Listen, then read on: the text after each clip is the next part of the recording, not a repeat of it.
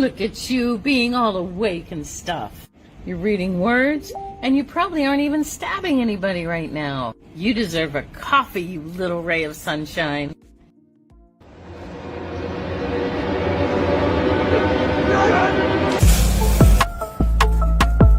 I'm Judy. I have cafe.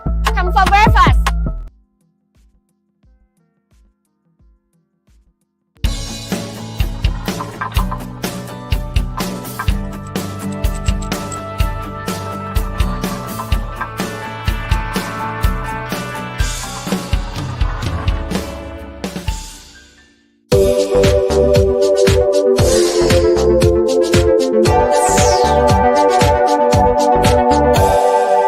In the middle of the night or early Friday morning, depending upon where you are in the world, a group of experienced comics professionals get together to examine and instruct about the art form that they love.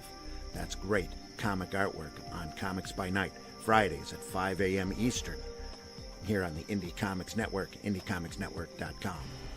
What was that? This is not a charade.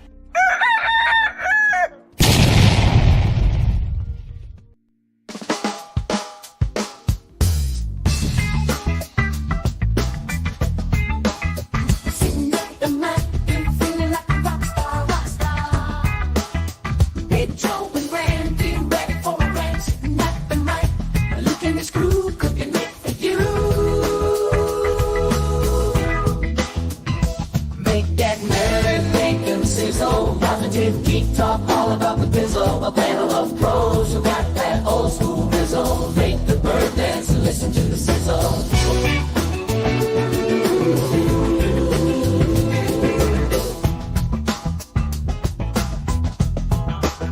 Sit back and relax and listen to the sizzle.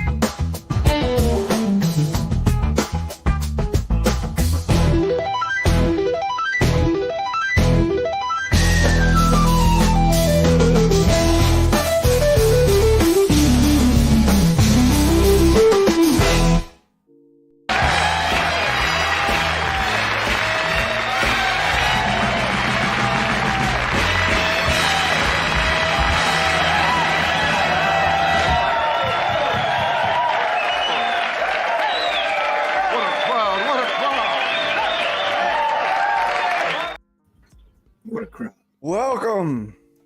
It's kind of dark in here today. Yeah. Yeah. Turn your lights Nice on. and lights are on. It's extra bright here, and RJ just Yeah. jumped up. Yeah, RJ will pop in and out because apparently he's got problems with his internet. Mm. How are you doing today, Zam? You doing all right? I'm doing okay. I'm cold, but other than that, it's all right. Snowy Well, I'll this tell you morning. what. Had to chauffeur the wife to work after brushing off all the snow on the car. I've been seeing people post on social media about snow on the beach in Florida. Mm-hmm. Yeah. So I guess if you had ever told anyone that you would do something when hell froze over, I think Pensacola counts. That happens here in Michigan once a year. Yeah. For quite a while. We have a hell Michigan here. So get busy. Get busy, folks. Get busy. No, thank you.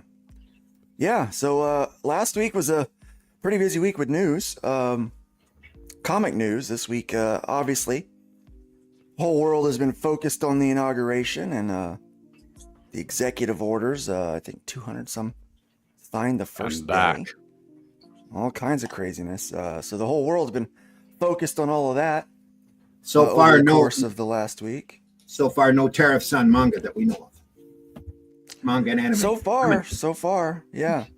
We'll be reporting that as soon as we do find out something about it. Some of the executive orders have some potential for a positive outcome for the comic book industry.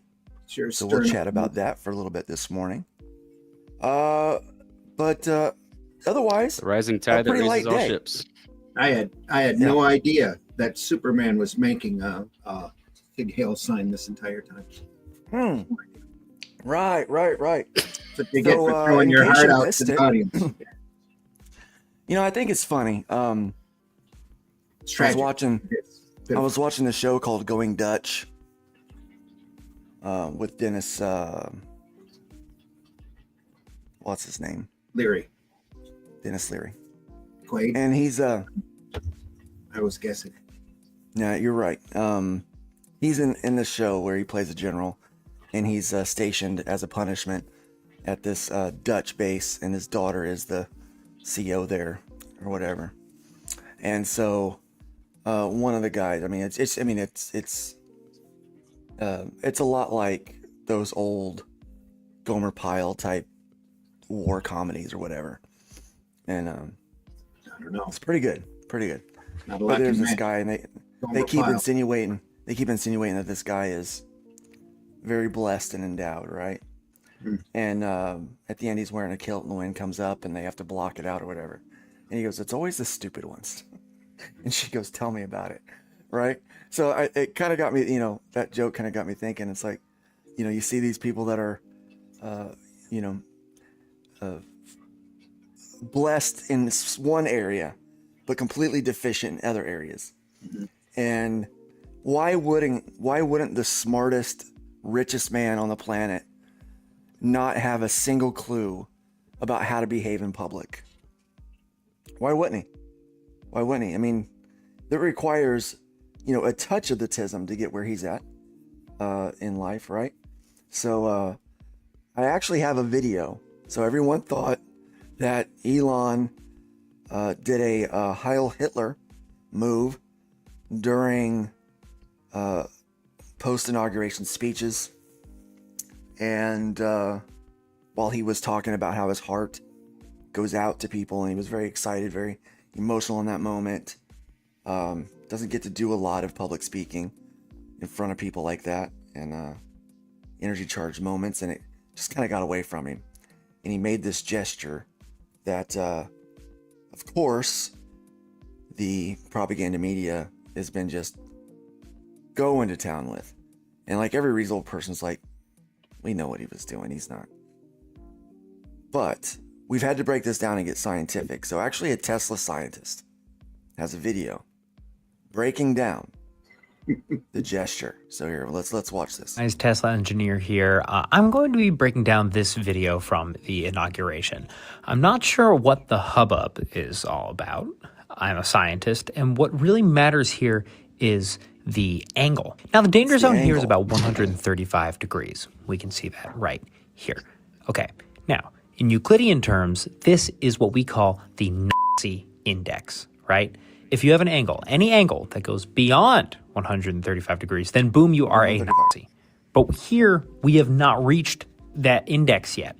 We're not in that space yet. However, anything above 135 should be considered in support of the Third Reich. I'm talking about things like futons, reclining beach chairs, the time 250 on a clock. All of those are Nazi propaganda.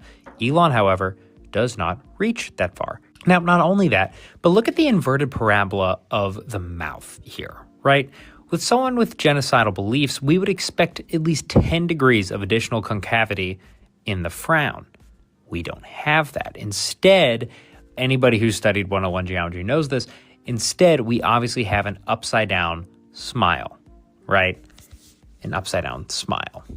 So clearly, I don't really know what the hubbub is about. Also, this is just a one-off thing, as you can see from this video. God damn it.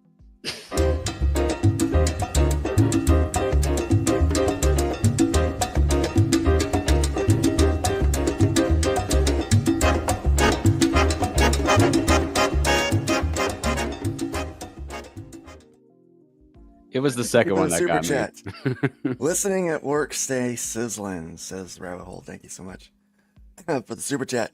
You do appreciate it. Oh, yeah.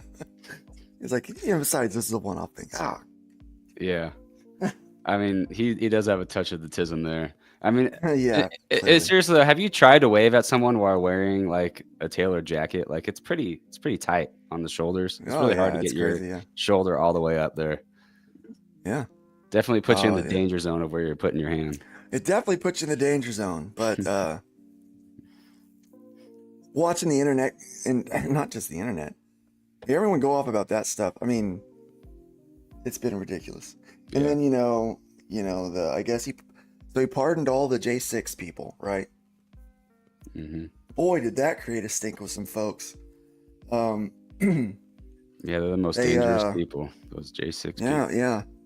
Now, I mean, never mind the over 8,000 people that Biden pardoned, including how many? 30-some death row inmates? His whole family. Yeah, his whole family. Who knows how many Ukrainian Fauci. Freaking Fauci. That's the one that ticks me off, because that dude. Oh, my God.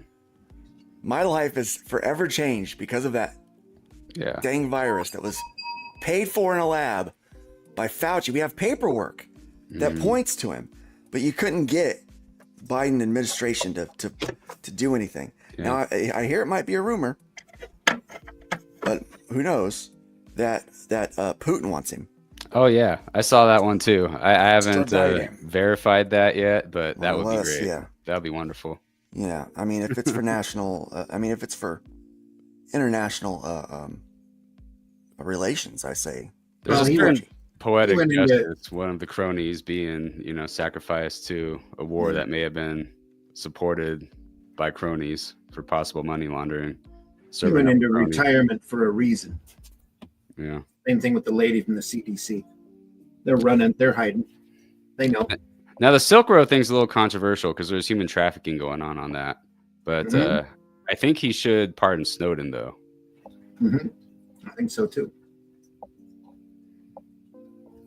There was just something in the news yesterday about China paying Biden a bunch of money directly. I'm sure the media is just going to brush that under the rug. Yeah. Just like the on a lighter note, let's welcome our chat today. Yeah. Welcome, Woke Breaker. It's good to have you here, Oni. 6'4" in the house. Good to have you here. Dr. Mask is in the house. Good to see you. There's Russ Leach, the comic book black belt. Russ. I'm more of a comic book yellow belt. Good day. Spent thousands to become a yellow belt. That makes me a white belt for sure. Glenn Fleming is in the house. That intro even beats the bill for length. Yeah, it was a long one. It's that one big beautiful bill. Yeah, I get it. That's funny. Got Genuine Comics in the house. Hello, Luke and Randy. Hello, chat. Grey Wolf, welcome, Grey Wolf. It's good to have you here. There you go. Will the tariffs affect your business? Where are you at there, Dave? You're in Netherlands. No, it won't affect you. No, we have very good relations with the Netherlands. I wouldn't worry about it. The tariffs are only going to affect Canada and Mexico, particularly if they don't fix some stuff. But if they fix some stuff, then they're going to be fine. And then China. And then definitely China. Or become states. They don't. He doesn't. I don't know about the states. We're going all the way to Panama, man. I'm telling you, we'll be North Am in our lifetime. Welcome, Shadow Punk. That cat is out of control. That's the one that was climbing on RJ's bookcase earlier. Yep. Yep. That's Merlin, the black one. Yeah. Russ wants to know if Going Dutch, isn't that a film about the guy in Predator going dating? Well, it could be. That was a lesser known. Got Frederick Lamont in the house. Good morning, nerds. Good to have you here. Oh, and he says, I love Elon for that. There are two phrases that really get on my nerves. I love that for you because it just is very rude. I feel like the undertone for that is rude. Like oh, RJ, I love that for you. It's like a passive aggressive. Not for me. That's definitely like definitely the for you. California way of like saying, "Oh, good for you." Bless your heart. Yeah, that's like a bless your heart or a God love them kind of thing. And the other one is I'm holding space for. I'm like, oh, yeah. Stop it. Speaking of holding space. Speaking of holding space here, I'm just gonna say what? Yay! about what you've accomplished. What you've Hey, accomplished. There's Pedro. Pedro. Pedro's in the house. Yep. Also, let's welcome Wolfer. Wolfer, Yeah. where y'all been? Where y'all been? Well, we came back. We've been gone for a while. I stopped streaming, kind of stayed off the internet. So I've been, I don't know, I mean, you guys know this, but I don't know if all our viewers know this or not. Oh, wait a minute. I've been drawing comic books full time for like the last 2 years. Mm-hmm. And it turns out that when your favorite artist goes radio silent for long periods of time, it's not because they don't want to talk to you, maybe a little, but Some people. they're working. You know, so when you're up against deadlines, social media and streaming is just a very difficult schedule to keep. So, you know, you just kind of go into the rabbit hole, and that's what I've been doing. And I'm coming out of the rabbit hole on one of them now. Now it sounds a little. Yeah, as long as you come out. I swear, Bunny and I are not doing anything. But when you finally start coming out of out of that work zone, on one project and get ready to go into another, you've got some time. I'm gonna try to hold space for Nerd Bacon as long as I can. Yeah. As long as you're watching and you find value from this, then we will continue to do it. Notice that our live numbers are going up. I don't know, YouTube. Something happened with the algorithms this week, and boy, my shorts have gotten no views at all. I might start an OnlyFans. Just to get those by the shorts way, guys, viewed. I'm sorry I'm late. I had a long last night at work, not of street walking. But all I want to say is my heart goes out to you. Yeah. my heart goes out to you. Yeah. Oh. Yeah. Nothing but love. Glenn says the Heil Hitler salute is stolen from the Romans. Yeah. And I bet Salve. they nicked it off someone else. Yeah. Salve Caesar. Yeah, there you Most go. of that era was nicked off as someone else's. Swastika comes from Native American lore. Indians are also. World Breaker in the house says, black guy here. It was hilarious, LOL. I was like, oh no, they're about to run with this one. Oh, yeah. And they did. I knew that the minute I saw it, did. too. Yep. And I like it. People are, every time someone posts a picture of that, like the comments are just flooded with pictures of Democrats with the exact same gesture. Yeah. And it's like, Elon had a moment he was overexcited. You know what I mean? Like, let's grow up here a little bit. Yeah, let's not evade that he's in the spectrum.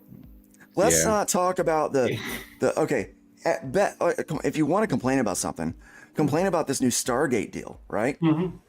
$500 billion invested in the U.S. from OpenAI, whatever that bank is, SoftBank or whatever, and Oracle, and the Oracle guy is talking about vaccines for cancer. Now the mRNA,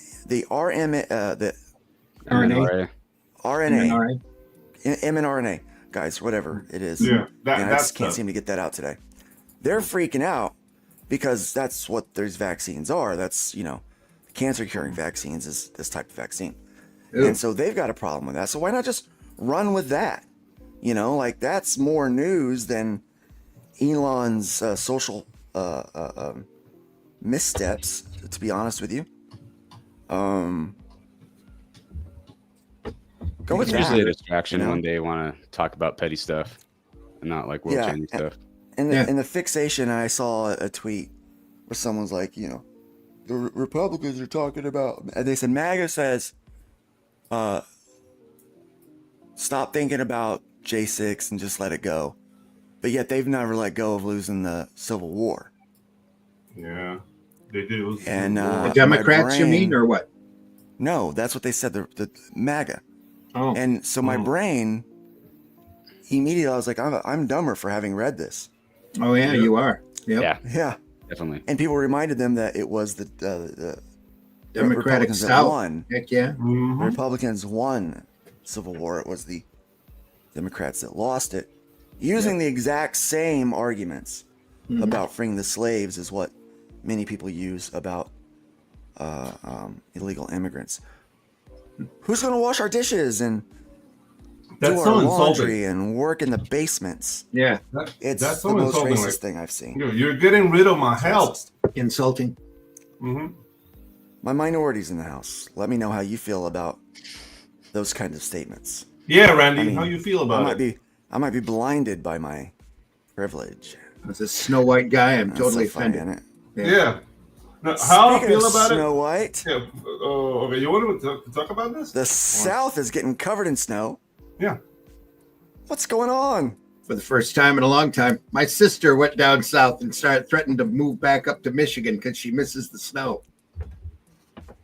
Yeah, I wrote it and went, "How you like it now?" And she goes, "Thanks for the reminder." Yeah. We're told we're getting a little political and we need to bring it back to comics, so we will. Exactly. Well, I comics guess as a have pardon always been for political. Albright. Ross Albright got freed for his Silk Road website. I have mixed feelings about Yeah, that. I think I he do got too. overcharged, but definitely the website was not safe. Yeah. No, Not a safe one. Not a safe that one. is a problem. Yeah. Yeah, Amanda but B's in the house. Welcome. That's the thing with freedom of expression. We're gonna see China. things that will sour us or give us give us pause, but they're in the right to say it. If they cross the line of the law, then they should go to jail. But I think that China. I think that's going to affect things most. So if you had planned to print in China and have it shipped to the U.S., I think with tariffs that are coming, you'll probably be way cheaper. Printing here. Yeah, guys, I have really weird and strange but good Panama news for you guys. What's that? Okay, so Trump said he was gonna take us over. Like, I'm resigned for one. But he's just twisting the nipple of the Panamanian government. Because now it seems Panama ports, the Chinese ports that are in the Pacific and the Caribbean, they owe the Panamanian government $13 million they haven't paid in the last 3 years. So that's the excuse to kick them out. And I think kicking them out, huh? Yeah, man, that's what's happening. I guess it just started. It's just a little twist. I like that. Just a little nurple. Yeah, a little nurple. Just a little nerp there. A little nurple. Wow. And that's the thing. Like, maybe Trump's still gonna invade us. I don't know. No, look. He's not saying that's not off the table, but you know what? Yeah. I read The Art of the Deal. Yeah. Like, me too. You start big, then you go to where you're actually wanting to go. What he wants is China out of your ports. Yeah, exactly. And he wants us in there instead. Really, what he That's wants all he is wants. cheaper That's all he wants. shipping. No, but He's a businessman, and he's even had to more deal so with than this that. mess. Even more so than that, Panama was crucial to convince the rest of the Caribbean countries and Central American countries to recognize Taiwan. China mined that. I didn't know that. I found that on Monday. China used Panama in 2016 to with bribes, basically, to the government, to basically make Taiwan lose its status in the UN. That's something that happened, and it was done by Panama in 2016 with Chinese bribes. I thought it was John Cena. Well, John Cena was part of it, but I mean, John Cena is well known as a wrestler down in Panama, but I don't know if he is going to. Yeah, it's always Glenn. Come in here, you coward. Dave, I think I'm happy for you has a whole different connotation. It just means that you are happy for somebody else. That's not a passive aggressive remark. Yeah, unless you mean it passive aggressively. I guess it can be used that way. It's cheaper than pants. What? Shipping pants from China. Oh, they ship pants. China. Yeah, and the thing is, this whole like globalized economy, like I love it, but there's a connotation of slavery and all of that. Like, yeah, let's go to China because it's cheaper. Why is it cheaper? A reporter asked a question and he said, well, that's one of the BRICS nations. Yeah. And they didn't know what they were talking about. Mm-hmm. And I'm like, no. It's Brazil, Russia, India, and China. India and China. Mm-hmm. Yeah. And what the Brits want to do is break the bond of the petrodollar. And Spain, yeah. The thing with Spain is that Spain has a sector of the government that's like full on socialist, but Spaniards are really good at fighting among themselves. The problem is that the BRICS nations, their goal has been said to overthrow the U.S. dollar. No, the petrodollar. Okay. Petrodollar. Yeah. Good luck. That's all the economy right there. Right. Yeah. Yeah. That's what I meant. Yeah. But that's why we still use the expression fossil fuel. Fossil fuel. You have to make it look like it's rare. Yeah. So we're writing on dinosaurs.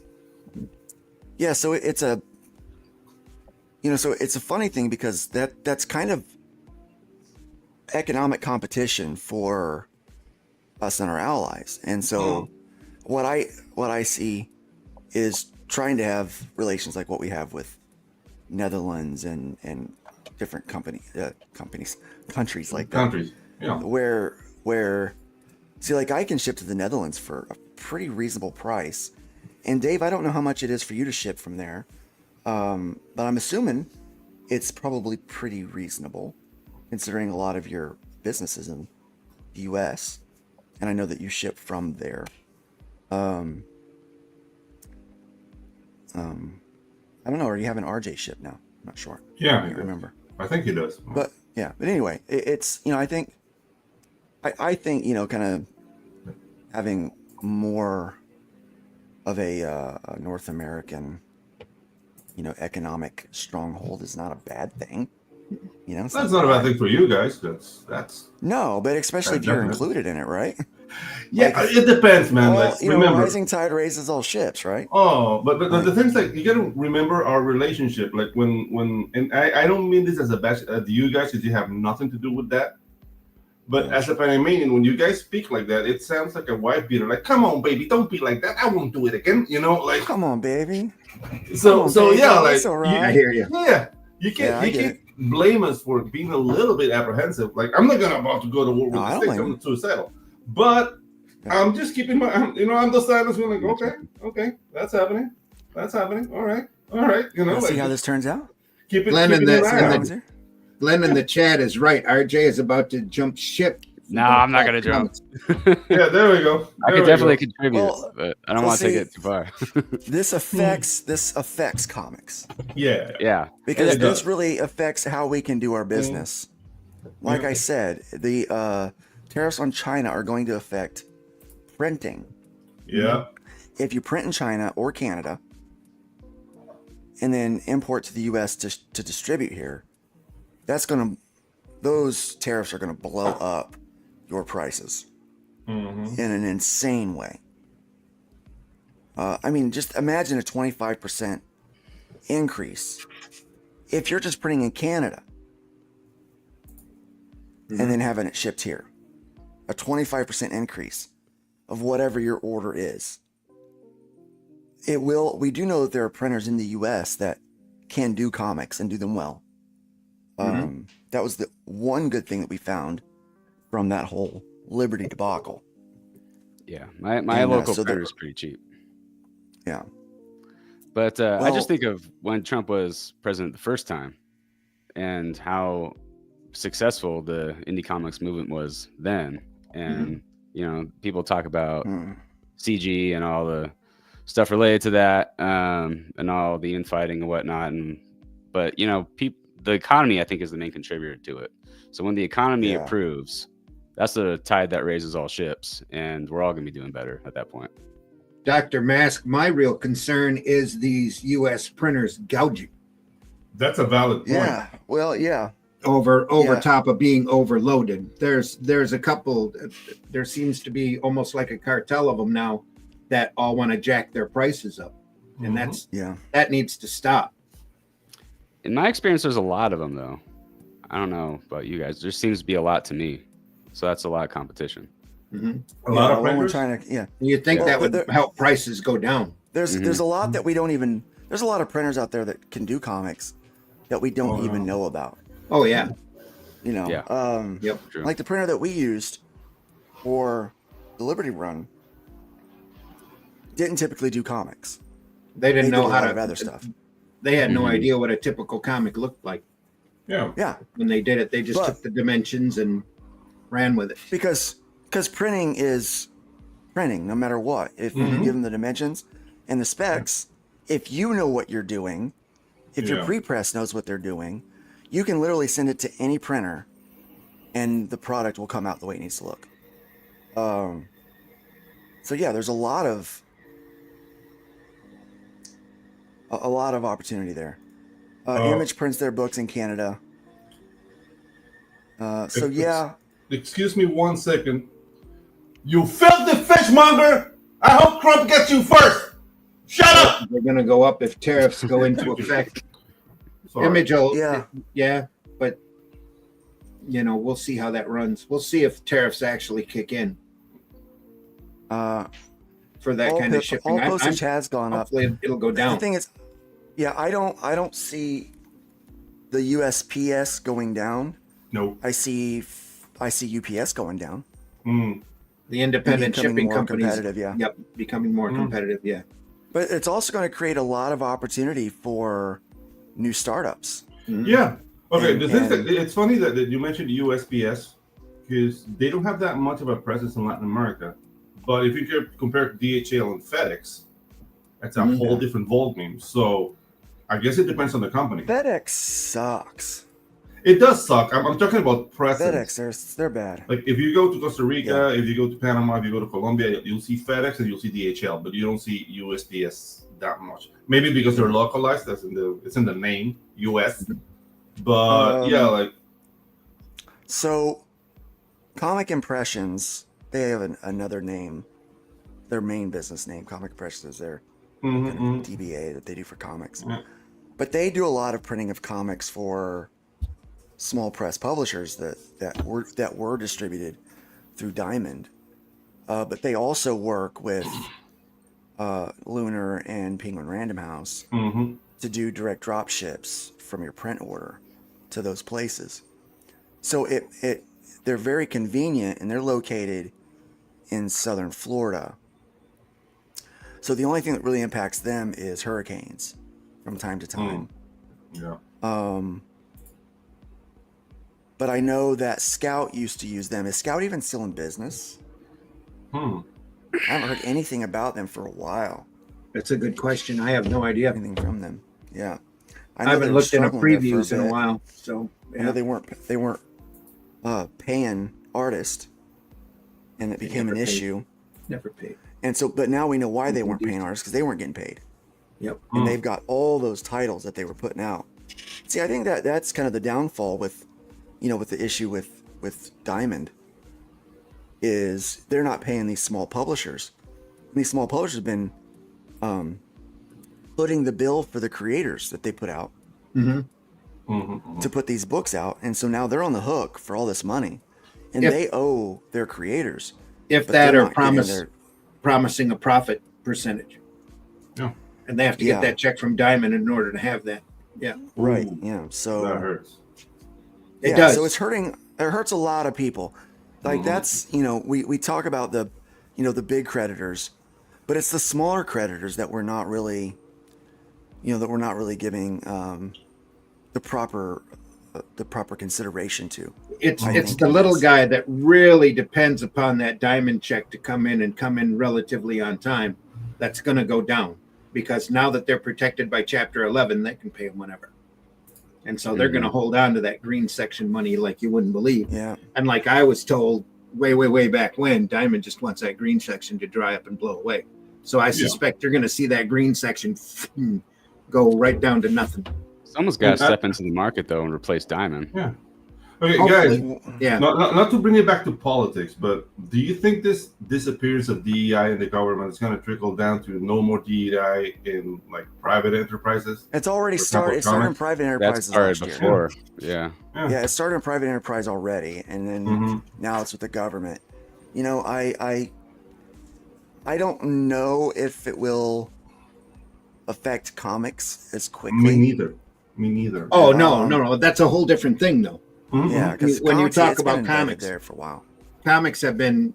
It's not even DEI that's the problem. It's the the weirdos. No, it's the weirdos. It's a concerted effort to obliterate the ideal of heroism. Yeah, it's what they're out to do. It's exactly what they've been doing since 2016 or so. They've been out trying to tear these heroes down to nothing, and then stomp on them, and then dance on their graves. That's what they. Yeah, do. But that's the thing. Like if we go to our like. Andy's frozen. Right, well, he's frozen. He's frozen. Well, yeah, I agree with you, Randy. Though there's a lot of says, nihilism among the writers.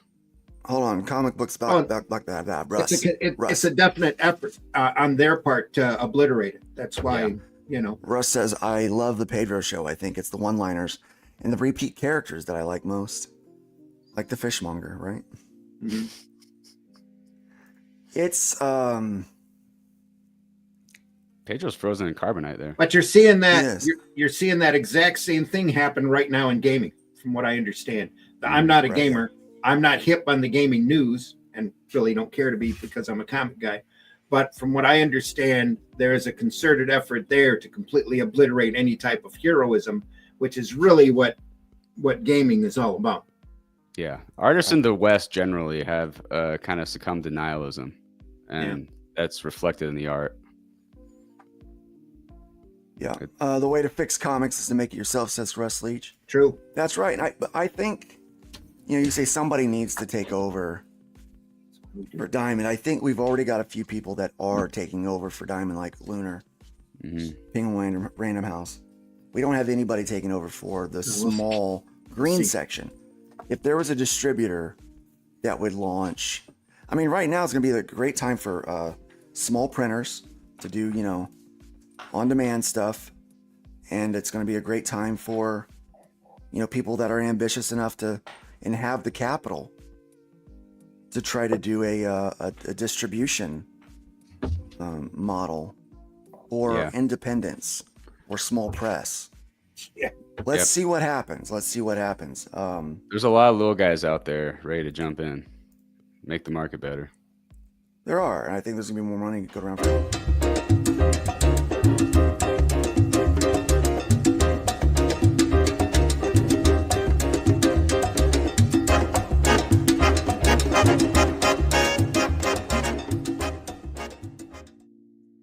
Thank you for the super chat.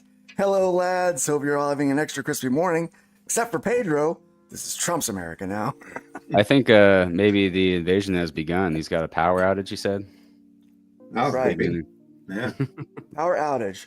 Watching on the tube. All right. Power outage, huh? Uh-oh. Well, sorry, Pedro. We're having a good time with you.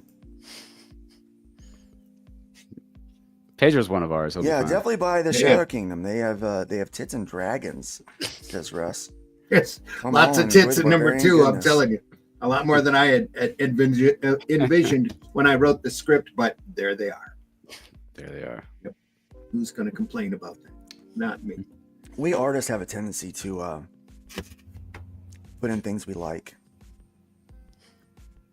That's true. What we do. Yep. For some, it's nihilism. For others, it's anatomy. Mm-hmm. Part of the visual entertainment, right? Yeah. What a story, Mark. What a story, Mark. What a story, Mark. It's time for some news.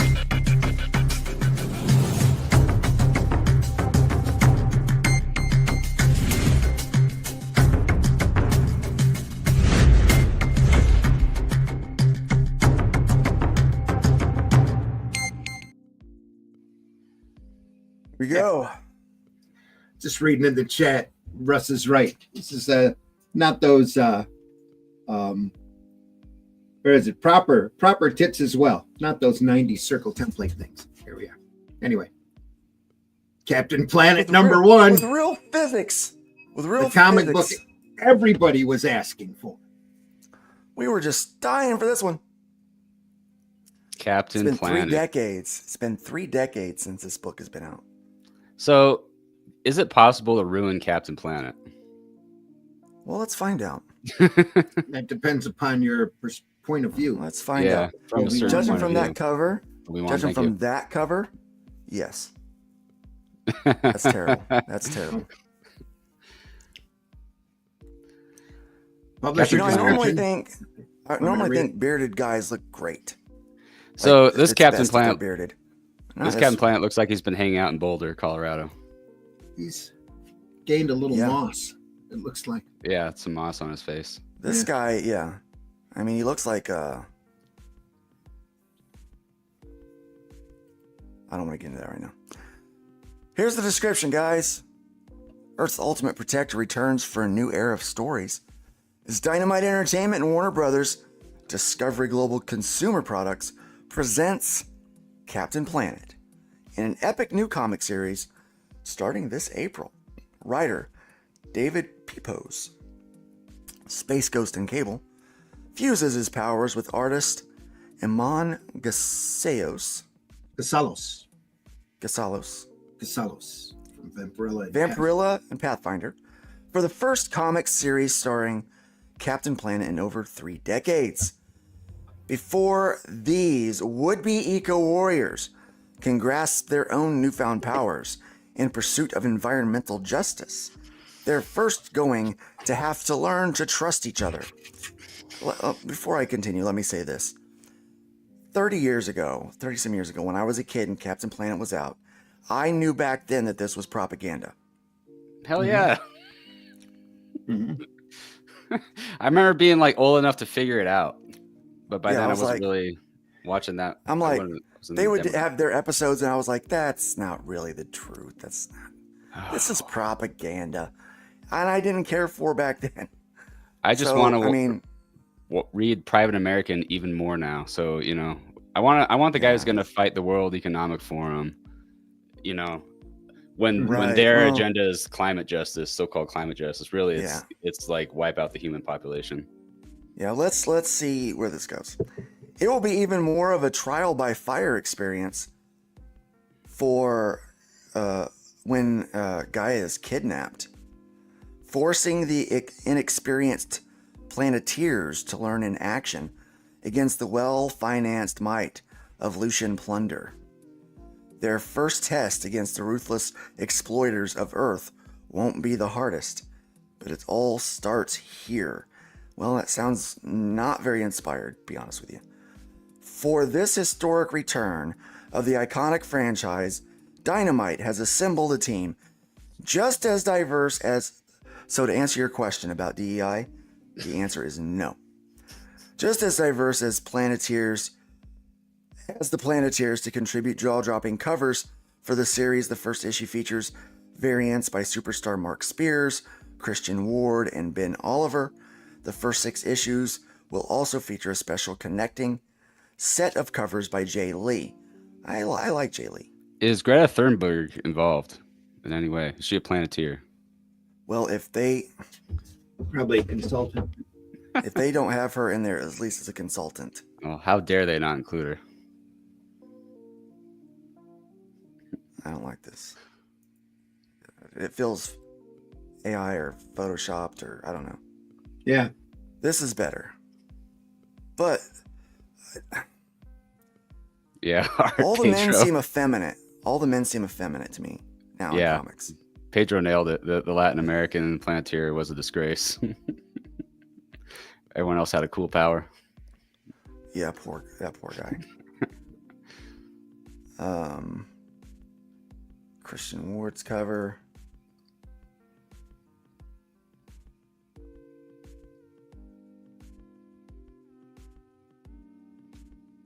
Ben Oliver.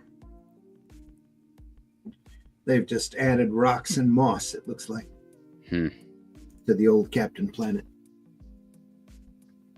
There's your cast. Matee. Where's Klaus Schwab? Gaia. Kwame. Wheeler. Links. I don't see a Greta in there at all. What's going on? Yeah, no Greta. No. How dare they? Well, they're staying true to the original characters. Is that what it is? A little bit, yeah. Okay. That's what they look like. They look. I think they need to make it for a modern audience. Yeah. The art is nice. Yeah, the art's actually pretty good. The Rings of Power. There we go. Not bad looking. Is that Gaia there with the Rings of Power? Yeah. Must be.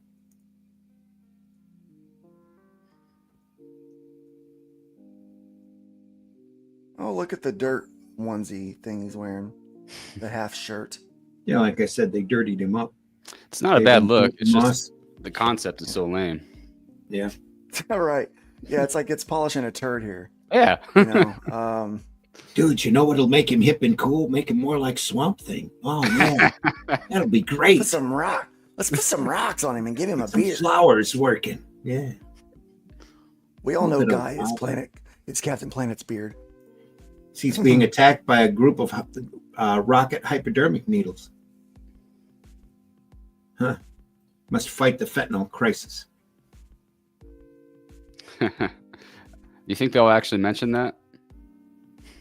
Oh, I doubt it. They wouldn't. They wouldn't acknowledge it. I mean, the art looks good. I mean, this is a case of where, you know, the artist is given a job and nails it. Mm-hmm. It's great art. Yeah. Can't complain about the art. Yeah, just nails the job. Colorist is dead on. Unfortunately, it's Captain Planet. Yeah. Yeah, unfortunately. Any other IP, I'd scoop it up, you know? Oh, boy. Right. Here's some fresh news on the Diamond distribution deal. The Alliance sale is on fast track. Yeah, the Alliance sales are on fast track. Takeaways from the interim DIP financing order. The deadlines for the completion of an auction for Alliance Games distribution, Diamond Comics distributors, and other assets in Diamond's Chapter 11 bankruptcy are coming up soon. One of several takeaways from the U.S. Bankruptcy Court's interim debtor in possession order. They're really making it sound like it's an outright liquidation of assets. Yeah, like when they're naming instead all of a these reorganization of financing, like they're not even going to try to survive. Yeah. Yep. That's why I'm just waiting for the replacement to come in. It's crazy. You want me to keep reading? Yeah, well, let's get some of these comments real quick. See, I don't have a trained eye to spot tracing. Yeah. That's something artists can do. I can't do that. They really are scraping the bottom of the barrel. Yes, they are. But this was crap the first time around. Yeah. Goldilocks. Goldilocks. That's Personal funny. opinion, the art is not good. Okay. Gray Wolf, you That's should fine. trademark that name. That's ingenious. Yeah. First name would be Karen. That would be awesome. I think the art is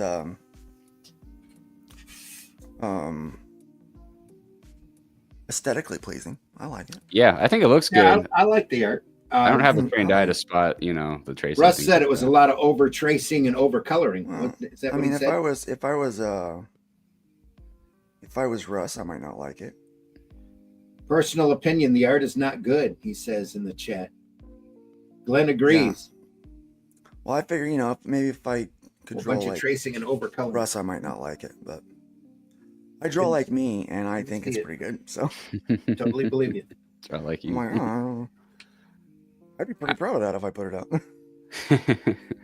I think the art's good. I mean, I'm obviously a fan of your art. Yeah, it's like he draws a lot like me, so He's Captain Planet, after all. Yeah. looked a little bit like my style. So Just me being old Luke. Comic Book Black Belt says. I think they'll get 41 million. That's how They much have to. JP Morgan has They have to pay off. cleaned a loan up against them for 41 million to pay off their debtors. Yeah. So these deadlines are listed as milestones in the financing agreement. If missed, they put Diamond in default. The key dates for the asset sales are that 25 days after the bankruptcy petition was filed, a procedure for bidding on the assets must have been ordered by the court 45 days after that. The auction has to be completed, and 22 days after the completion of the auction, the sales transactions are to be consummated. Consummated. What an interesting choice of words. Interesting word. Yeah, consummated. Very Makes interesting. it sound exciting and fun. It does. That's what she said.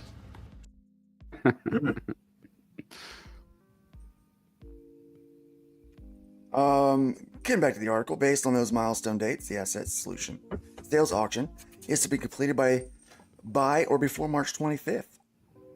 And the transactions closed by or before April 16th. Diamond has a stalking horse bid for Alliance Game Distributors and has agreed to sell Diamond UK, so it has a good start. Given its losses of publishers, clients in recent years, Diamond Comic Distributors will be tougher to value. Diamond Select is also on the block. Now's your chance, Randy. You can buy Diamond. I got $1. I'll buy that for $1. Yeah. The financing agreement provides for a maximum of 41. I've had my share of bad business deals for a while, so I think I will pass on this. Right. In lending from JP Morgan Chase, $32.6 million of that is debt that Diamond owed at the time of the filing.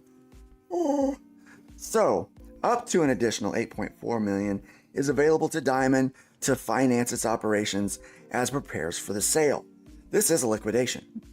Yeah, I guess it is. This really is liquidation. I don't know why they're calling it Chapter 11. Yeah, I don't either. I don't get it. Because this doesn't seem like definitely a liquidation. Doesn't look like they're even trying to come out of this. Bunny. No.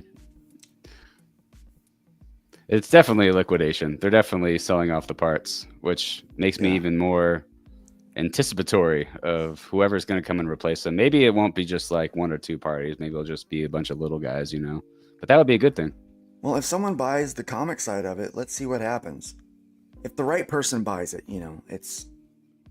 Well, before Diamond went around yelling Chicken Little in the 80s, after Marvel went with Heroes World, there were 24 or so distributors out there distributing comics. But the numbers back then were incredibly higher. Mm-hmm. I mean, we're talking like 1,000% higher than what they are now. Yeah, we would have to have a complete market overhaul in order for that to even be viable. And there were three My times as many expectation- retailers out there using the direct market too. My Yeah, bring back expectation the is that they spinner can't racks. find a buyer for it. Yeah. Say what, Luke? Sorry. My expectation is that they can't find a buyer for it. Yeah. The market is just, doing away with the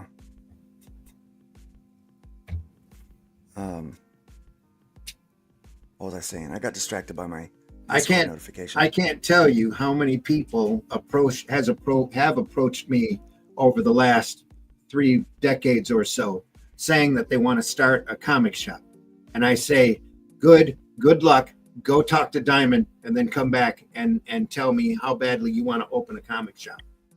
And I would say 4 out of 5 would come back and say, yeah, I talked to Diamond. I ain't opening a comic shop. That is not an exaggeration. Yeah, Diamond submitted a budget which must be met to keep the company within the limits of the financing agreement. It's direct needs market roughly comics. $6.9 million for the period. Yeah, direct market comics have never followed any type of business sensibility at all. So this is a big part of the expenses over the next few months are the legal and other fees related to the bankruptcy, which are expected to total $5.255 million during the 13 weeks in the budget Diamond submitted, including a $1.5 million transaction fee to Raymond James. Diamond founder Steve Jeppe has a lot personally at stake in the success of the sale. He has a personal guarantee on the DIP financing. All in all, the financing order lays out a tight schedule for the sale of the company's assets. Diamond's creditors and customers hope events go smoothly as planned. yes, let's hope that it does, just for the creditors' sake. Mm-hmm. So a lot of these publishers out there are going to be completely destitute if they end up getting paid a nickel on the dollar, like what Arrow was back when Glenwood folded. Right. Guys, we got a couple of deaths this last week. Jules Pfeiffer has passed away. We spent chronicler of modern Moors. Yep, we spent 2 2 episodes of Sunday Funnies going over his great comic book heroes book, where he collected a bunch of golden age stories and memories of how much he loved comics as a kid. It's a great book. If anybody ever runs across a copy of it, it's well worth your time. You mind reading this article for the? Not at all. Cartoonist Jules Pfeiffer, a sharp-eyed chronicler of the absurdities of modern life, died on January 17th, 2025, just a few days shy of his 96th birthday. Pfeiffer was born in 1929 in the Bronx, the son of a salesman and a fashion designer. He began drawing at an early age, encouraged by his mother, and took classes at the Art Students League in New York in 1946 when he was 16. He started working at Will Eisner's studio, doing small jobs at first and eventually becoming an assistant to Eisner on The Spirit. Eisner had recently returned to the series, which had been produced by his assistants after he was drafted in 1942. I said to him one day, "You were better in 1942. Why don't you write like you did then?" Pfeiffer reminisced during a New York Comic-Con panel in 2010. Instead of firing me, he said, "If you can do better, why don't you write one?" So I did, and he read it. And from then on, I wrote for him. After 10 years at Eisner's studio, Pfeiffer struck out on his own. He created several graphic novels, a format that didn't really exist at the time, and brought them around to publishers. Every editor in New York liked everything I did, but they said, "We can't publish you because there's no market for this, and nobody knows who you are." Pfeiffer recalled during a 2014 panel at SPX. So I understood that my job was to get famous before I got published. On all of their desks, there was his new newspaper, The Village Voice. I thought, if I get in that paper, they'll think I'm famous and I'll get a book published. So that's what I did, and I was right. The Voice was still a new paper in 1956, and after Pfeiffer did some unpaid work, they hired him as a staff cartoonist. His weekly strip, originally entitled 666, featured loosely drawn characters musing about some aspect of their lives across a series of empty, borderless panels. His first collection, 666, A Guide to Non-Confident Living, was published in 1958 and brought Pfeiffer's dry wit and distinctive art to the attention of the magazine editors, launching his career as a successful cartoonist for The New Yorker, Playboy, and The Nation. His comics were also syndicated to newspapers nationwide, and his Village Voice strip, later retitled Pfeiffer, ran in the paper until 1997. While Pfeiffer was best known for his standalone cartoons, he worked in other formats as well. In 1979, Alfred A. Knopf published his early graphic novel Tantrum, and over the years, Pfeiffer wrote novels, illustrated children's books, including Norman Juster's The Phantom Toll Booth, and wrote and illustrated his own picture books. He also wrote a memoir, Backing Into Forward, see Jules Pfeiffer's autobiography. In 2014, when he was 85, Liver Wright published his graphic novel, Kill My Mother.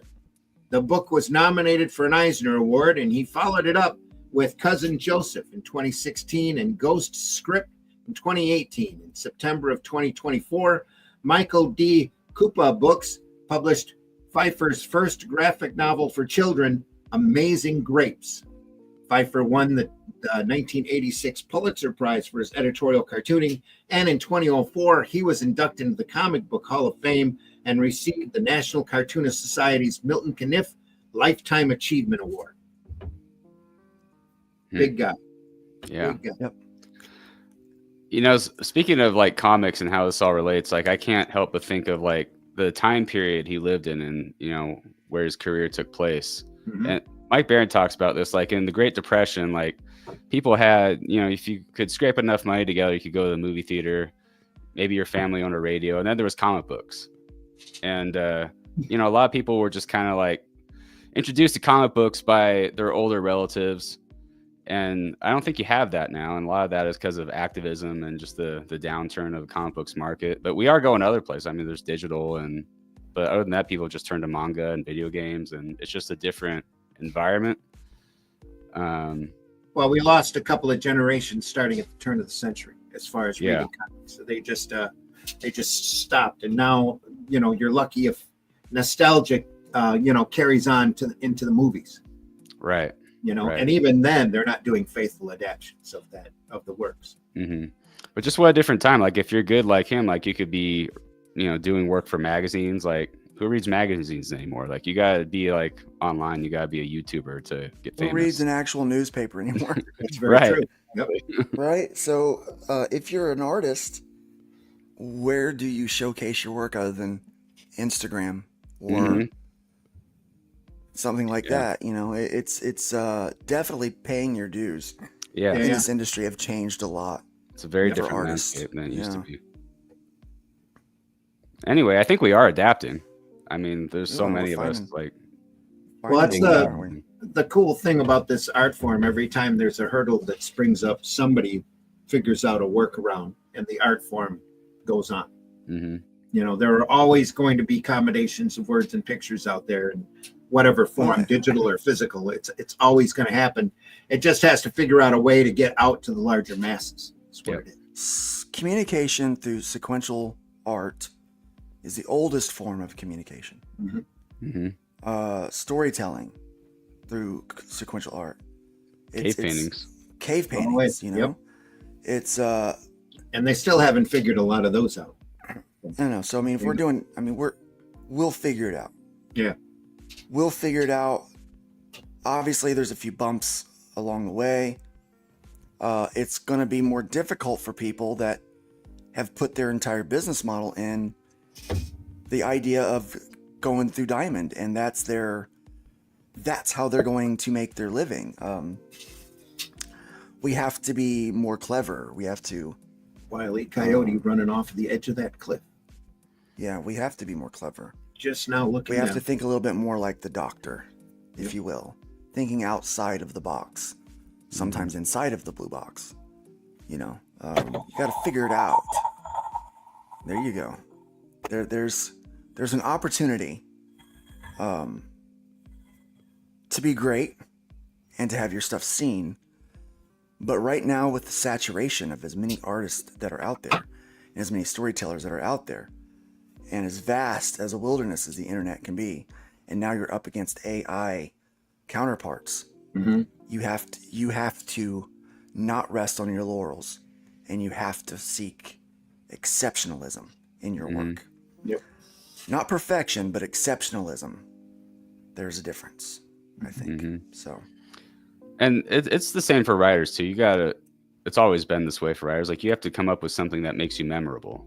Otherwise, no one's going to be able to distinguish you from the rest. And it's the same for artists, especially now. Yeah. I was talking with Infinite Entertainment yesterday, or a couple days ago. He is the writer for the Pawn book that I'm working on. It is a multi-issue series that's quite good. Now, you guys know I've looked at a lot of scripts, and most of them are very good. In fact, I don't really work on too many things that don't have a really solid script. RJ, I'm working on one of your stories. That's right. And you've had Mike Barron edit this thing. I had a pretty good sensei teach me. Right. So it's very good. It's very good.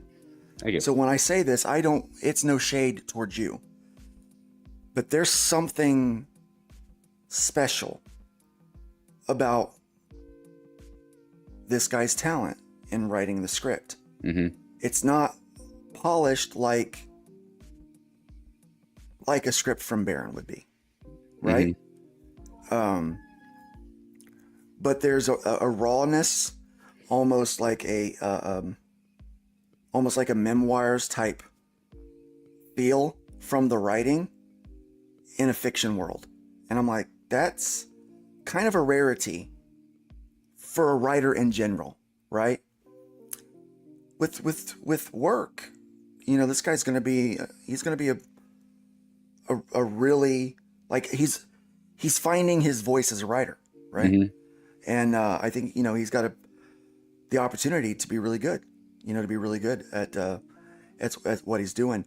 And so kind of looking at where he's at, I'm like, we all need to do that. We need to find that aspect, that voice about us that makes us stand out. Like whether it be in our art, in our writing, in our music, no matter what we do, we've got to find that thing that makes us unique, that connects with the audiences, potential audience out there, So yeah, it's I was explaining to him because he had, we're looking over the script, and he's got some people now coming along to help refine his abilities.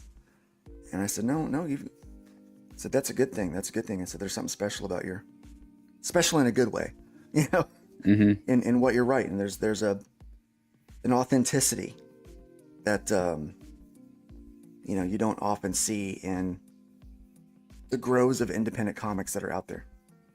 Yeah. Which is probably why I turned down so many scripts. I don't want to be just another, I worked on one short story, not last year, but the year before last, when I was first doing this as a full-time job, that I was like, this is not inspired. And I knew it wasn't, but I needed the money. So I drew it, right? Now I'm thankfully, God's been very good, very gracious at providing work for me, that I can be a little more selective and work on things that I'm passionate about. Like this, crazy Space Marine. Yeah. Book, this spaceships and sword fighting, and it's a good swashbuckling adventure. It's like a space pirate type thing, and I don't know, it's hard to explain your book. It's in a sci-fi setting, but it's not a sci-fi book.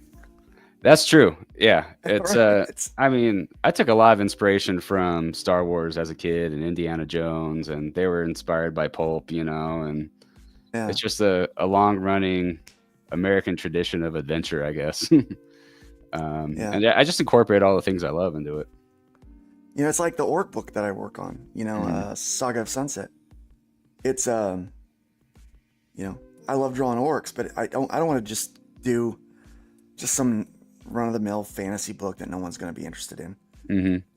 And like when the concept and the heart and the emotions there, it makes it easy to want to grab, to sit down all day and draw these pages and stuff, and spend 5 times longer on a cover than what I should, or just because it's like I start thinking about, some, like, for example, as I'm drawing the ships in the background that are getting blown up on this cover, it's part of the universe of this comic book, and I start thinking about, well, what happens in this little section of the ship, and what people are doing there, and I start thinking about all the different stories and sub stories that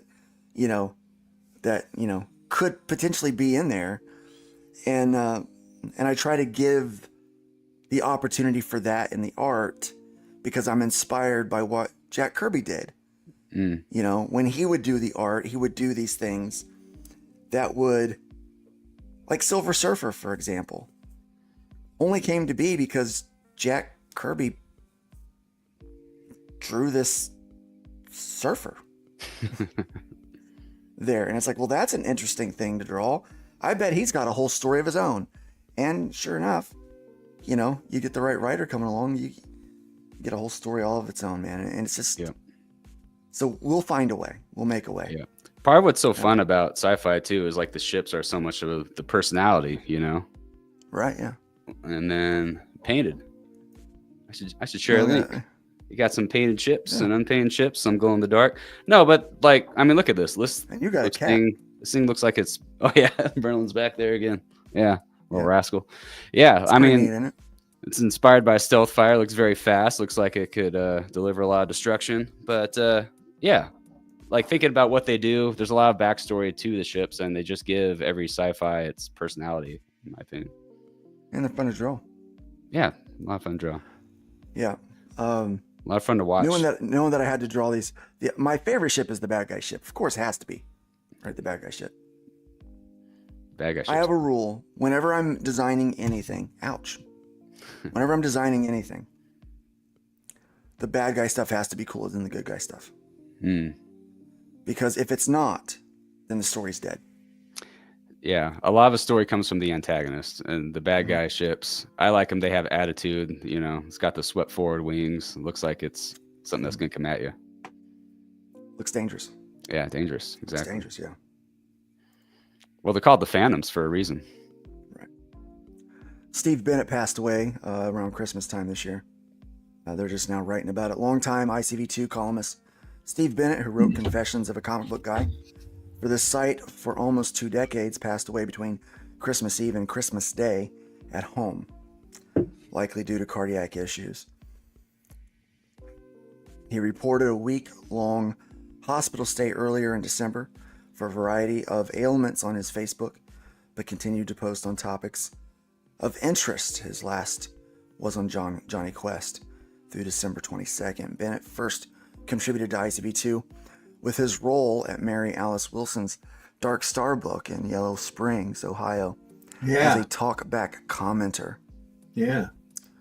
He began his column, Confessions of a Comic Book Guy, in 2005, talking about his background, the store, and an experience he had with a customer. Over time, he moved his base to Superfly Comics and Games, also in Yellow Springs. In his last column in June of 2023, he laid out his recommendations for webtoon collections during one of our Webtoon Week events. Between the two, he wrote around 1,000 columns. Wow. Bennett had health issues, health struggles in his later years and cut back his writing. His writing, but continued to contribute when he could. Steve was an astute observer of modern culture, particularly of comics, animation, film, and TV, and brought his refined taste to his columns. ICV2 CEO Milton Grape said of Bennett's time at ICV2, he promoted a positive vision of the media he covered in the stores where pop culture is sold. Most importantly, he was a kind and thoughtful person, and a pleasure to know. That is the greatest thing anyone could say about someone. Yep. Yeah. Our sympathies to those who cared for him. Yeah, it's sad times. I don't know if I can even call this a brighter note. Can't be a brighter note. Hold on. Let's do it. Doom and gloom coming soon. The units and dollars ranking based on sales tracked point of sale by the Comics Hub system at stores selling American comics around the world. During the period for which these reports were generated, there were over 125 stores using the Comic Hub system. As this is a small, non-random sample of over 3,000 stores selling comics worldwide, these rankings may not be typical for all stores. The data was collected based on the calendar year for 2024. These sales rankings presents sales to consumers by comic stores during that period. We're reporting the top 20 graphic novels on the public site and the top 100 graphic novels on the pro site. So again, no numbers, just dollars on this one. So let's take a look at the top 100 for the pro. Again, they're not putting out the numbers yet. Ninja Turtles. Just the rankings. Turtles, The Last Ronin, top the charts like we wouldn't, we would expect nothing else, right? $30 book. I would love to know what let me see if they've got it down here. No, they don't have numbers. Yeah. They don't have the units. I really, sometimes the units come out a couple of weeks later, so hopefully maybe we'll get the units here in a couple of weeks. That's what she said. Sorry, I just have to do it. Where's it at? Where you at? That's what she said! Turtles is number 1 on the charts. Pretty Eagle in the house, yes. Hey. Third Eagle in the house. Yeah. So hopefully we can get unit numbers and see exactly what they did. This is for the full year. So yeah. So I would love to see what they did for the full year. Ultimate Spider-Man Volume 1, Married with Children, was number 4. So IDW, Boom, Marvel, DC, which we saw DC was taking over some of the market share last month from Marvel. They both maintained about the overall same market share, 60%, but about 14% of the market share went to more towards DC than what had been at Marvel. Look at all those compact comics that are listed there. In the sales. Compact. Court of Owls, All 4, Stars, 5, Superman. 6, 7. 4, 5, 6, and 7 are all compact editions. Hey, they might have found a format that sells. I think they might have. Yeah. I think they might have. I still need to look at one of those. I gotta get out to my Barnes and Noble here. Yeah. Take a look at that. Dogman came in number 9. So yep. That's volume 12 though of Dogman. Right. So this is Dogman movie coming soon. This looks good for American comics. Mm-hmm. This looks good for American comics. Looks great for Scholastics. Well, I think they've separated. Haven't they separated manga from American comics here? I believe so, yeah. That's what the list farther down is?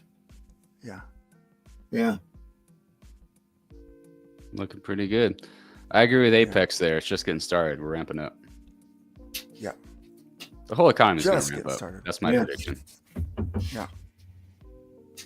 Yeah, I think we will see a bit of ramp up, and when we get chatting about politics on here, it's $10. Those $10 books. That's an ideal price point for a lot of that stuff coming in. I gotta go again. I gotta go take a look at that format and see what it looks like. Yeah. But yeah, that's how politics relates to comics. It's the economy mainly. That and the things they're talking about, like the messaging, the message. In the old days before the direct market, comics always just really thrived during bad economic times. Mm-hmm. Yeah. I don't really like to talk about politics in terms of what's inside of the books anymore. Mm-hmm. I feel like that's a dead horse that only exhausts me by beating it even further. But politics does impact our business, and how it impacts our business from a logistics standpoint, I think is important for us to discuss here. Mm-hmm. I personally think that. I think we're going into better times. I do. I think that we're going to have greater sales opportunities when people are making more money. Mm-hmm. More money coming in, more disposable income, is going to, even if that's the only benefit from gas prices going down, and more people having jobs here, right? So just this one thing, the $500 billion investment in Stargate, this new AI thing, it's going to create 100,000 jobs. Oh yeah. So they say. Well, no, it has to. First, because they have to build these massive facilities to house the data centers. And then they have to have people working the data centers. If you're wondering where to go in as far as future goes, you're like, I don't know where to get a degree in. Definitely some kind of engineering, some kind of IT work. There's always a future in computer maintenance. Yeah, so I thought the Stargate thing was like under Cheyenne Mountain, Says Jack O'Neill will be supervising the Stargate program. That's the one nobody's supposed to know about. Yeah, we all know about Stargate. Know about what though? The Stargate. Yeah, the backup one's in Area 51, but the main one's under Cheyenne Mountain. No, they just announced Stargate. There's one under Mount Rainier too. It's 3 different companies are working on this one company. It's the entrance to the Serpent Kingdom. Yeah. Anyway. Yeah. Go old super system lords. Yeah. Or Pathia. I'm saying it's no longer a conspiracy. They're making a company called Stargate. Yeah. Oh, I know. That's going to build an AI infrastructure. Was that Elon that's calling his computer AI computer Colossus? That's a little ironic. Yeah, I think the AI system comes from the system that runs the gates, because we all know that runs off AI. All the gates. An AI infrastructure is interesting to me. It's very science fiction. I mean, to think about this. So if we have a complete AI infrastructure, just in terms, I'm a big Criminal Minds fan, shows like that. So imagine if like right now, I know that if you go to any police station, they are way behind on filing the rape kits, right? Mm-hmm. Imagine an AI infrastructure that at the hospital, once that information is gathered, it immediately goes in a database and can communicate simultaneously with every other database in the United States to find similarities to potentially take serial habitual rapists off of the streets, to be able to find those criminals right away. I mean, could you imagine the justice that your wives, girlfriends, sisters, moms, cousins would feel, that you would feel for these women, if we could fix that one single problem with an AI infrastructure? I could see it being used for good or evil. It Right, depends on what humans are running it, because like you could find all these bad guys, but with the, I don't know.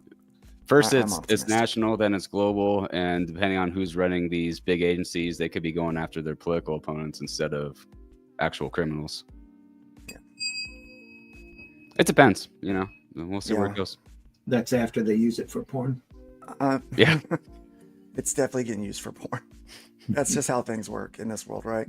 As soon as they make something, that industry just finds a way to exploit it in some way. Well, let's. I'm trying to find a good campaign that is just days away from seeing its end here. No.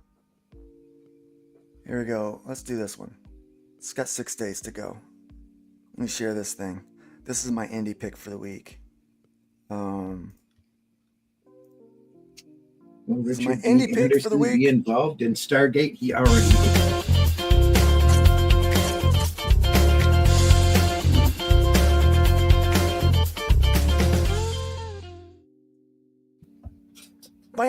Now. Holy Minority Report, Batman. The I've rabbit only hole gotten says. 3 backers on this one so far. Oh. Check this out.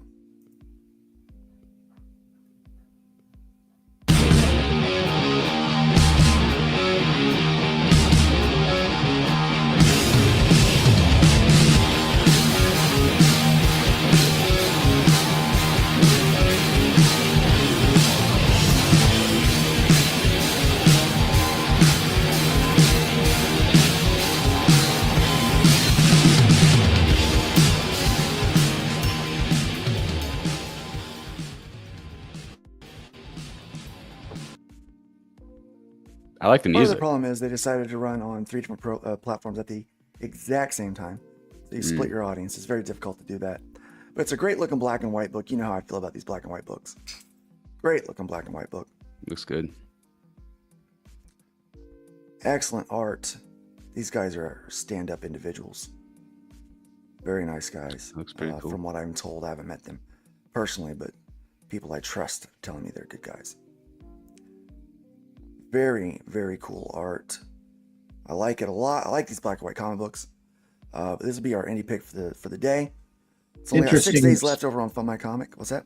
Interesting storytelling technique with blocks of text and profuse illustrations around it. Yeah, it's unique. Well, those were character it's like pages. Black Mark. Okay. Oh, gotcha. Yeah, these are the sequential pages. Yeah. All right, gotcha. Okay. My mistake. Yeah. Yep. Pretty cool. Polyon 20XX. $15 for the graphic novel. This is all finished and ready to go. See how many pages it is? I don't see a page count on there. Nope. For that price, I imagine it's a good amount. $15 plus shipping for physical. You can get the entire catch-up bundle. Apex says it's 100 pages. 100 pages? That's a great. Russ says black and white price. is rock and roll. Yeah. It is rock and roll. You know, I'm gonna finish hybrids out in color, but really, I'm really digging to them. I'm thinking black and white for 2025 is going to be where most of my stuff is going to go. I just I don't know, man. I just kind of for the way it looks. Yeah, the I think nice, some stories. It depends on what story and vibe you're going for, in my opinion. Yeah, I mean that's why hybrids will stay color, but yeah, Call Sign Orion couldn't be in black and white. It's meant to jump out at you. It'd be shiny. Yeah. Look at this. It's beautiful. It's shiny. Catches the light. It's fun, you know. It's a battle in a nebula. You would think you know battles in space are black and white, but they don't have to be. Yeah, you got to think. You know, Star Wars is mostly black and white in it. Mm-hmm. The only color is the laser, so you know who's shooting who. Yeah. I mean, they did A New Hope on the cheap. Well, they had to. Yeah. Necessity is the mother of invention. Yeah. Mm-hmm. Mm-hmm. Yeah. Check that out. Also, I just put the link in the comments. Guys, check them out. And back that book. Back that book. Also, join the Substack over here for RJ William. You can find out a little bit more about him. He's got a campaign over there. He's got a campaign over there. Easy to find. It's on the front page. Get a free pop socket. Get a discount by showing your pop socket. I got other stuff. It's going to be awesome. Tits and Dragons look great in black and white. I agree.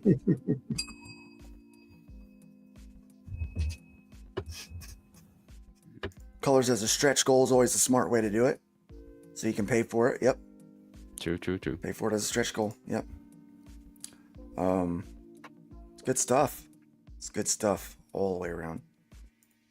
Guys, it's been a great day. It's been a great show today. Thank you guys for being here. Panel, thank you, chat, showing up and chatting along with us and getting into this. Thanks for withstanding our political commentary at the beginning of this. It's like a bunch of old guys sitting down for coffee at the local diner in the morning, complaining about what they read in the paper. That's what we do. That's what we do. That's what we do. It's what we do. Because it affects our work, affects our business, guys. But we're very thankful for all of you. And we're very optimistic about the future of comic books, especially in this industry. I think that we've got a lot of good people out there working and doing some fun stuff. Thanks for joining us for breakfast this morning.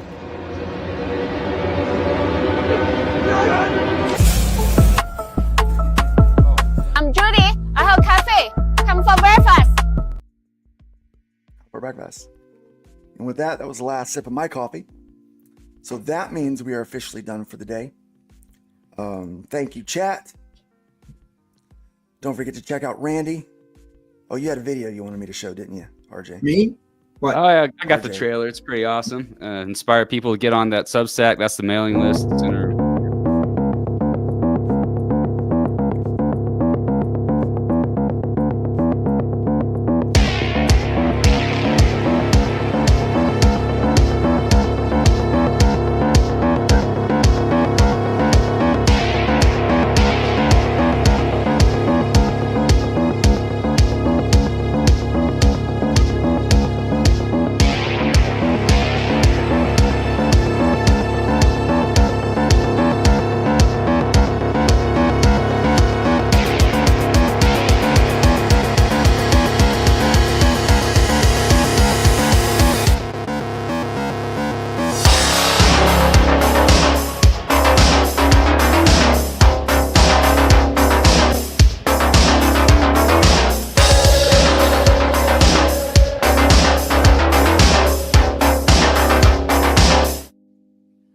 Yeah, get on that. Step in the morning.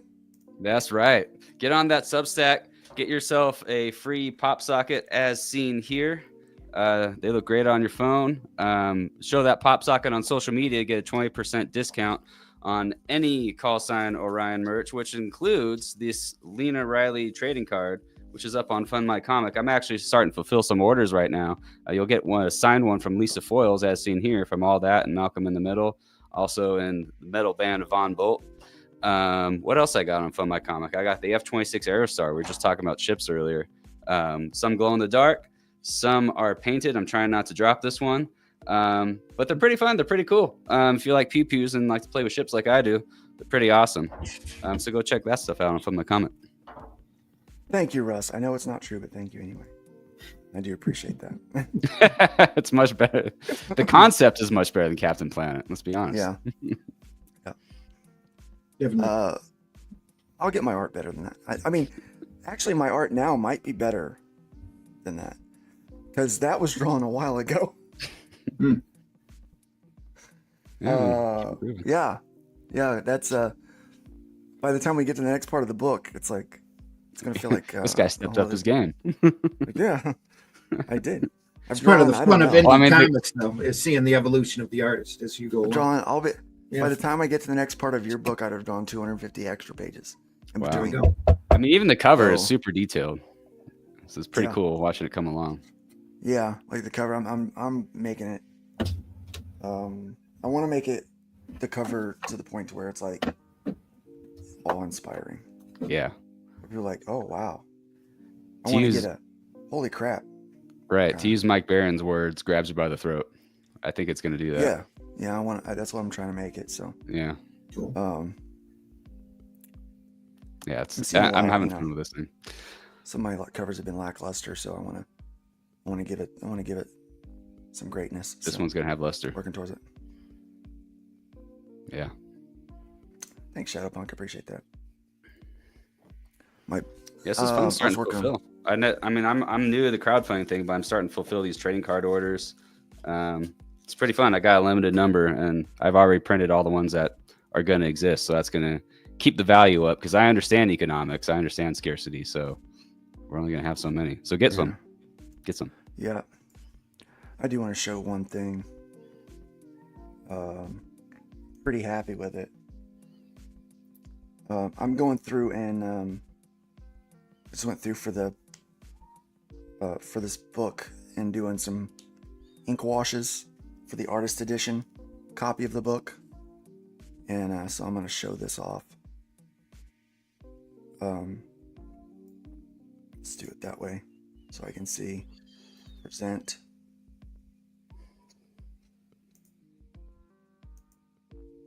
Sharing screen window. Let's share that. Put that in the stage. Oh, look at that. That guy's got a nasal cannula. He's getting some oxygen. Yeah.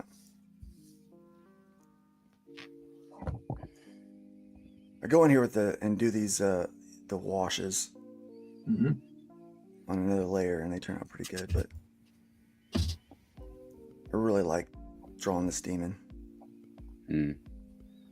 Cool. Isn't that creepy? Yeah. Looks great. It's eyes and teeth. And the drool. Drool and all. Drool. So it's been a while since I drew this one, but I was going back in this week and doing these, little shading pieces. If I, like, you can see the difference. It's subtle, but it adds a lot, right? Yeah. So I was going back in and adding those for the artist edition. And I was like, I really like this. I like this. Great. I remember drawing this. This was fun. I like that snarl he's got. Yeah, this book will be coming out soon. So this book will be coming out soon. The colorist is working on it now, and then I'll be lettering it, and so we'll have this dude out. I'm not sure. Merlin, who's been in the background the whole time. We're crowdfunding it soon. So, Randy, what do you got going? I am currently writing Atlantean 2. No, Atlantean 3. right now of Runes and Ruins. Atlantean 2 is currently on Russ's desk, looking great. He he's kicking it out real well. We will run the campaign for that on Fund My Comic in March. Atlantean 1 is currently available at any comic or book retail shop that can order books. Barnes and Noble, Amazon, that kind of thing, along with the Shadow Kingdom, which is what the Atlantean is based off of, is available in a couple of different formats on Amazon, Barnes and Noble, anywhere that they can order books through the Ingram system. It's available. CriticalBlast.com also has it available there. And according to Russ, we have been selling a heck of a lot of them. So that's great to know. Really good right, so, to know. Can't wait for people to see it and read it. If you want to support the channel, and you also want to support Hero Comics and Russ and Zim, I'm going to put a Amazon affiliate link. There you go. For the channel. Do that. For that book in the chat. If you buy that book within the next 24 hours, not only do they get paid through Amazon, but as Amazon kicks back a little to the channel for selling it through there. So Sweet. yeah. So oh yeah, I forgot to mention, I am an Amazon affiliate now. Good to know. Yeah. Heck So yeah. we can sell books and products and things like that through there. And I've got my own Amazon affiliate storefront that you can visit to see things that the old Lukester likes. Yeah, we can talk about that War of the Worlds book that I've got on Amazon through Caliber as well. And that's I just got a royalty check from them a couple of days ago. Terribly grateful. Get to buy a Big Mac. There you go. Yeah. I also want to mention our podcast on Indie Comics Network, Comic Book Black Belt YouTube channel, and the Randy Zim YouTube channel, Comics by Night. Friday morning, we're going through the Inkle by Jodorowsky and Mobius. Classic sequential art, one of the most famous works worldwide. And then on Sunday Funnies, we're going to have an unbelievably great series from the Silver Age that's been collected all in one book. And it's completely unique. It's called The Atomic Knights.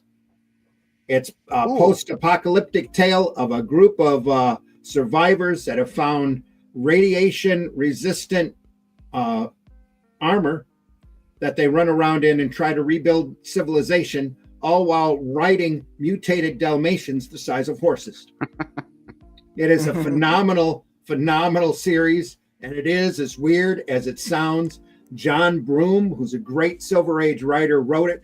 The great Murphy Anderson did the majority of the artwork on it. And if you have not seen this book, Sunday, 9 a.m. Eastern time, Sunday Funnies, we'll be going through it.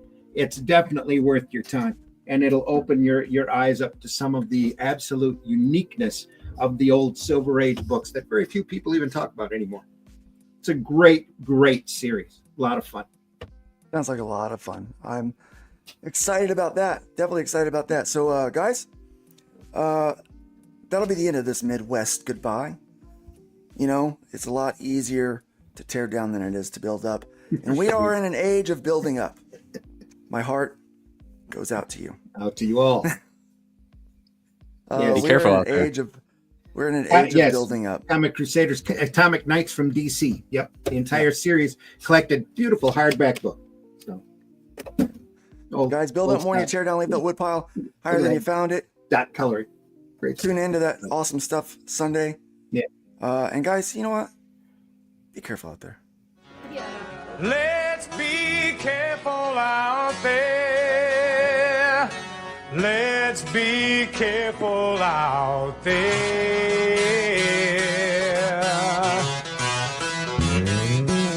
We had a 187 at the 7-Eleven on the corner of 4th and Main.